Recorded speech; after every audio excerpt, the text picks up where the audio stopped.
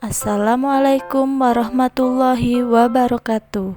Perkenalkan, saya Herlinda Lestari dari Angkatan 1 Kelompok 3, peserta Latsar CPNS Pemerintah Provinsi Kepulauan Bangka Belitung tahun 2022.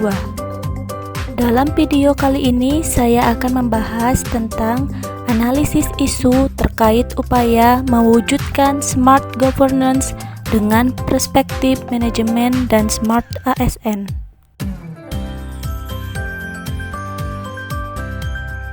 Identifikasi isu atau masalah di Rumah Sakit Jiwa Daerah Provinsi Bangka Belitung yang saya angkat dalam video ini ada 6, yaitu yang pertama, belum optimalnya penginputan data pelayanan pasien pada SIM-RS.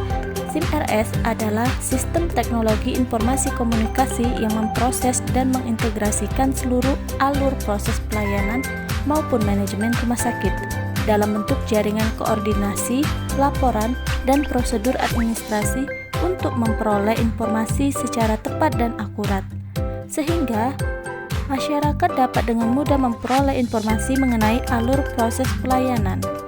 Belum optimalnya penginputan ini dikarenakan komputer di ruangan banyak yang rusak, jaringan internet belum stabil, dan kurangnya kemampuan pegawai dalam penginputan data di SIM-RS.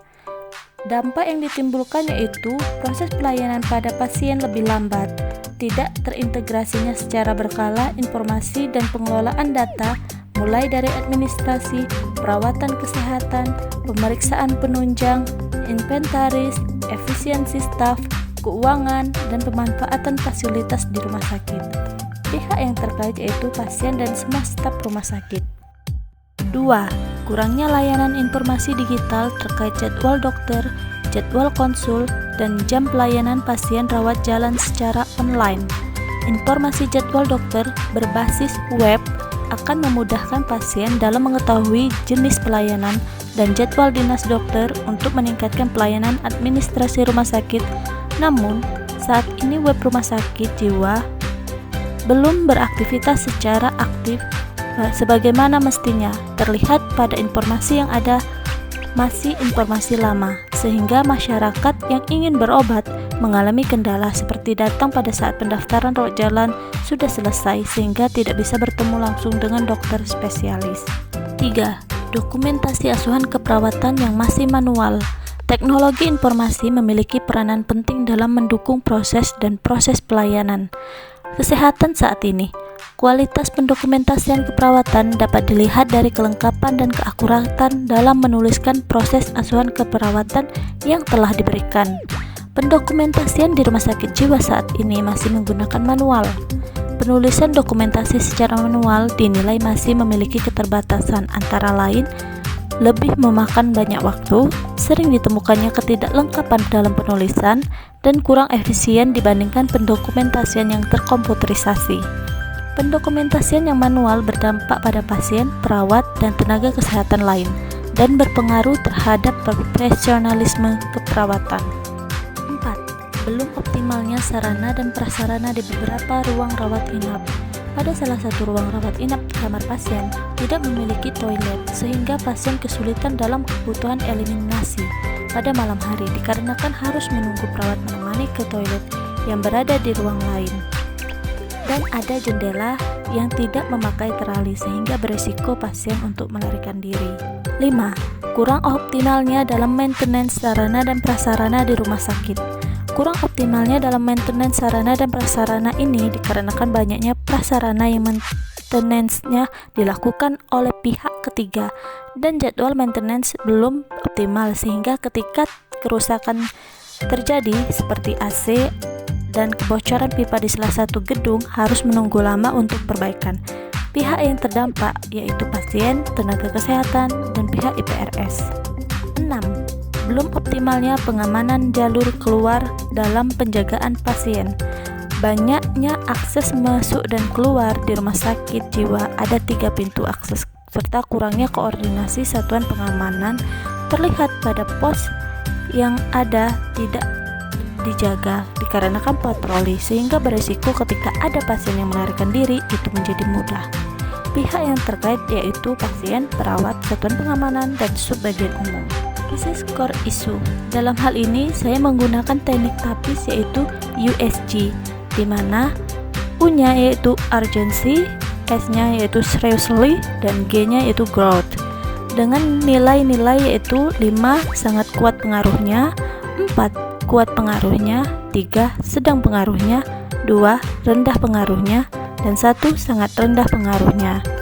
Dalam hal ini isu yang saya angkat yaitu belum optimalnya penginputan data pelayanan pasien pada SIM-RS memiliki nilai 14, di mana U-nya 5, S-nya 5, dan G-nya 4. Sedangkan kurangnya layanan informasi digital terkait jadwal dokter dan jadwal konsul dan jam pelayanan pasien rawat jalan secara online itu memiliki nilai 13, di mana U-nya 5, S-nya 4, dan G-nya 4.